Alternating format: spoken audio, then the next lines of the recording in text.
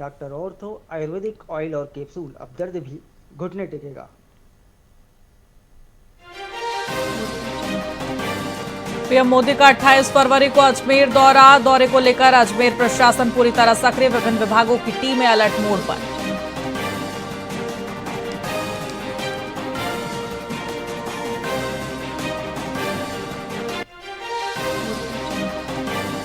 केंद्रीय मंत्री गजेंद्र सिंह शेखावत पहुंचे कुंभलगढ़, जिला कलेक्टर अरुण कुमार हसीजा ने किया स्वागत। कुंभलगढ़ दुर्ग पर पुरातत्व संरक्षण से संबंधित विषयों पर करेंगे बैठक।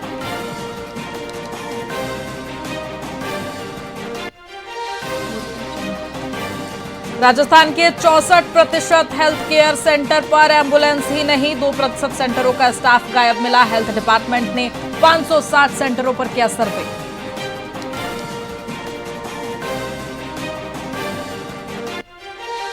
राजस्थान में आरटीई की नई गाइडलाइंस, 4 क्लास में फ्री एडमिशन, 20 फरवरी से शुरू होगी आवेदन प्रक्रिया।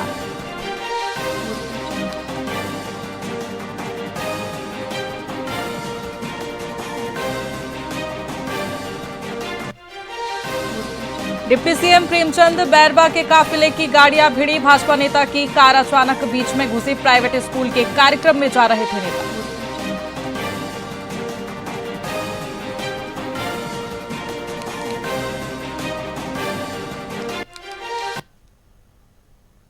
नमस्कार, मैं आपके साथ खुशी गोस्वामी। वीआईपी न्यूज में आप सभी का बहुत बहुत स्वागत है। रुक करेंगे खबरों की ओर। मारवाड़ जंक्शन के पंचायत समिति सभागार में जिला कलेक्टर के निर्देश पर तहसीलदार शिवजी राम बावरी ने राजस्व विभाग के अधिकारियों और कार्मिकों की महत्वपूर्ण बैठक आयोजित की। बैठक में मतगणना अभियान और जनगणना को लेकर दिशा निर्देश दिए गए, तो वहीं गोचर भूमि पर अवैध अतिक्रमण हटाने, क्रॉप कटिंग, लघु सिंचाई योजना, ऑटोमिस्ट्रेशन और गिरदावरी प्रक्रिया जैसे कार्यों पर चर्चा हुई। सभी पटवारी और राज्यसभा अधिकारी बैठक में मौजूद रहे।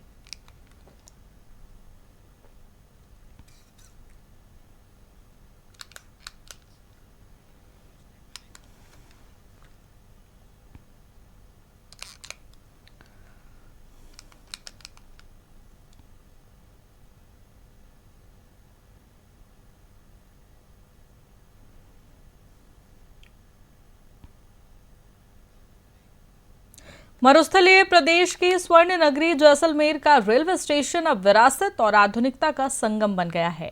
केंद्र सरकार की अमृत भारत स्टेशन योजना के तहत करीब 140 करोड़ रुपए से इसका पुनर्विकास हुआ है। वहीं G+2 संरचना में बना नया भवन पारंपरिक पीले पत्थर से सुसज्जित है। 10 लिफ्ट, 10 एक्सलेटर और नए फुट ओवर ब्रिज यात्रियों को बेहतर सुविधा देंगे। वहीं बेहतर कनेक्टिविटी से पर्यटन और स्थानीय अर्थव्यवस्था को बढ़ावा भी मिलेगा।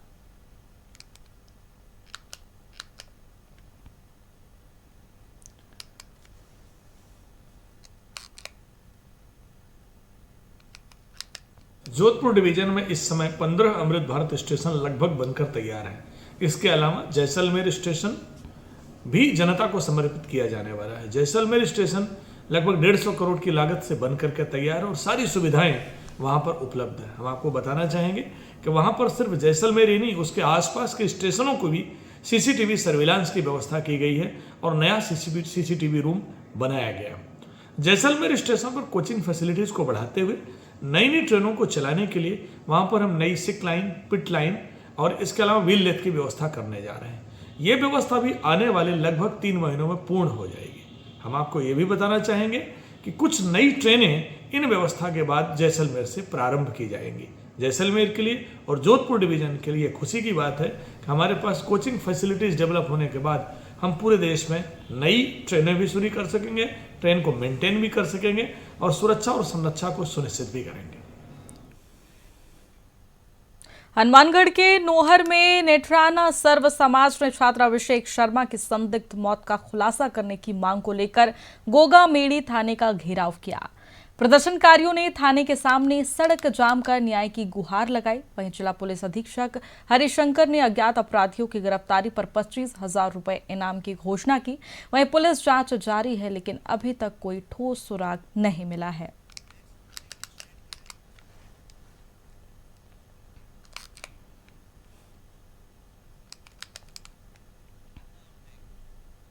मारवाड़ के सिरवी छात्रावास में भारतीय जनता पार्टी द्वारा केंद्रीय बजट 2026 को लेकर चर्चा और श्रमिक संवाद कार्यक्रम आयोजित किया गया।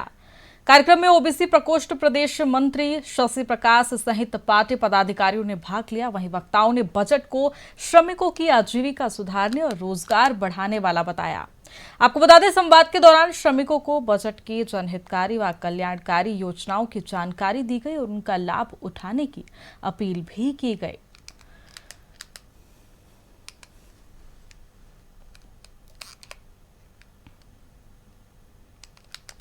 पाली में देर रात तेज रफ्तार ट्रक ने एफएसएल वैन को टक्कर मार दी। हादसे में कांस्टेबल दुर्गा दान चारण की मौके पर ही मौत हो गई। एफएसएल टीम सैंपल लेकर लौटते समय जयपुर पाली हाईवे पर ढाबे पर रुकी थी। इसी दौरान वैन के पास खड़े कांस्टेबल को ट्रक ने चपेट में ले लिया। सूचना पर आदर्श सिंधु मौके पर पहुंचे। वहीं शव बांगड़ अस्पताल की मोर्चरी में रखवाया गया है।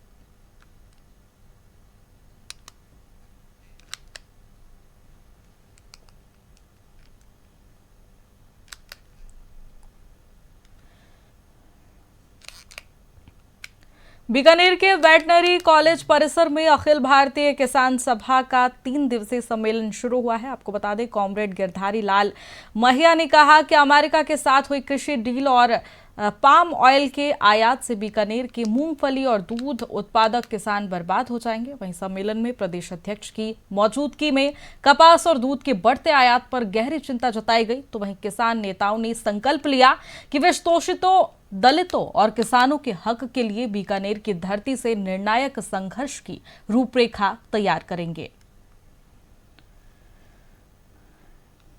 ये बीकानेर जिले की किसानी और जन समस्याओं को लेकर जो जन में जो समस्या है, चाहे किसान की हो, मजदूर की हो, चाहे विद्यार्थी की हो, चाहे महिला की हो, चाहे दलित की हो, शोषित की हो, चाहे केजड़ी संबंधी हो, चाहे खेती पे जो आज अमेरिका के साथ जो भारत ने डील की है, उस डील पे भी चर्चा होगी। ये बीकानेर के जो नेतृत्वकारी लोग हैं, अखिल भारतीय किसान सभा के प्रतिनिधि के रूप में आए हैं और आगे जाके इस आंदोलन की रूपरेखा तय करेंगे। आने वाले समय में जो किसान मोर्चा का नए कानून बनाए जा रहे हैं, अभी आपने एक तरफ पार्लियामेंट में जो रणनीति बनाई जा रही है, किसानी पर हमला किया जा रहा है, उस बात को लेकर आज चर्चा की जाएगी। इस चर्चा को आगे हम पूरे स्टेट पर, स्टेट के बाद में पूरे केंद्र के रूप में ले जाएंगे। बीकानेर में राजस्थान रोडवेज एम्प्लॉयज यूनियन की महत्वपूर्ण प्रांतीय मीटिंग आयोजित हुई, जिसमें हनुमानगढ़, गंगानगर और सरदार शहर डिपो के पदाधिकारियों ने हिस्सा लिया। यूनियन अध्यक्ष एमएल यादव ने राज्य बजट की कड़ी आलोचना करते हुए इसे पूरी तरह श्रमिक विरोधी करार दिया। तो उन्होंने कहा कि बजट में रोडवेज के उत्थान, न्यूनतम वेतन वृद्धि और बेरोजगारी दूर करने के लिए कोई ठोस कदम नहीं उठाए गए हैं। वहीं बीकानेर में होने वाले आगामी प्रदेश स्तरीय सम्मेलन की तैयारियों को लेकर भी रणनीतिक चर्चा की गई है। Rajasthan state roadways employ union AITUC ये 1960 से इस आरएसआरटीसी के अंदर काम करती चली आ रही है। जब ये पहले स्टेट डिपार्टमेंट था तो रोडवेज, बाद में आरएसआरटीसी बन गया। तो पिछले 66 साल से लगातार हम काम कर रहे हैं। इसका आज हम यहाँ क्षेत्रीय समिति बीकानेर की मीटिंग हो रही है, जिसमें बीकानेर है, सरदार शहर है, हनुमानगढ़ है, अनूपगढ़ है और गंगानगर है। यहाँ की हमारी ब्रांचों के पदाधिकारी इसमें शामिल हो रहे हैं। यहाँ की डिस्ट्रिक्ट कमेटी का नेतृत्व भी इस मीटिंग के अंदर हमारे यहाँ पर शामिल हो रहा है। आज राजस्थान सरकार का भी ये बजट आया है। इस बजट को जिस सरकार बजट लाती है वो अपने सरकार उस बजट को बहुत अच्छा ही बताती है, चाहे वो कांग्रेस की सरकार हो, चाहे बीजेपी की सरकार हो। कोई अपने बजट को कमज़ोर नहीं बताती, खराब नहीं बताती। पर इस बजट को हमने विशेष रूप से देखा तो देखा रोडवेज के उत्थान के लिए इसके अंदर कुछ भी नहीं है, बिजली के उत्थान के लिए इसके अंदर कुछ भी नहीं है। तो रोडवेज के उत्थान के लिए, बिजली के उत्थान के लिए, आम मजदूरों के न्यूनतम वेतन के बढ़ोतरी आदि के लिए इनके सवालों को भी इसके अंदर हल करें। बीकानेर के पीबीएम अस्पताल परिसर में दानदाताओं द्वारा निर्मित कृष्णा कॉटेज का भव्य लोकार्पण पश्चिम विधायक जेठानंद व्यास द्वारा किया गया। इस अवसर पर विधायक ने कहा कि अस्पताल में मातृशक्ति की सुविधाओं के लिए ऐसे विश्राम गृह की लंबे समय से आवश्यकता महसूस की जा रही थी। वहीं उन्होंने इस नेक कार्य के लिए माहेश्वरी परिवार का आभार जताते हुए कहा कि बीकानेर की दानदाता परंपरा हमेशा से मिसाल रही है। ये नवनिर्मित कॉटेज मरीजों के परिजनों, विशेषकर महिलाओं के लिए बेहद ही मददगार साबित होगा।